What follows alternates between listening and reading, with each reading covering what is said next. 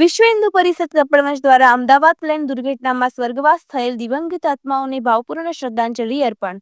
વિશ્વ હિન્દુ પરિષદ કપડવંશ દ્વારા Lions club hall ખાતે અમદાવાદ પ્લેન દુર્ઘટનામાં સ્વર્ગવાસ થયેલ તમામ દિવંગત આત્માઓને શાંતિ માટે હનુમાન ચાલીસાનો પાઠ તથા પ્રાર્થના સભાનું આયોજન કરવામાં આવ્યું હતું, જેમાં દિલીપભાઈ મિસ્ત્રી, મનુભાઈ રામાભાઈ પટેલ, ગોપાલભાઈ કંસારા, જનકભાઈ ભગત, આપીશભાઈ શાસ્ત્રી, જીતુભાઈ ફોજી, કિશનભાઈ પટેલ, વિશ્વ હિન્દુ પરિષદના દરેક સદસ્યો, ગામના પ્રતિષ્ઠિત વ્યક્તિ શ્રદ્ધાંજલિમાં હાજર રહી દુઃખદ ઘટનાને ભાવપૂર્ણ શ્રદ્ધાંજલિ આપી હતી.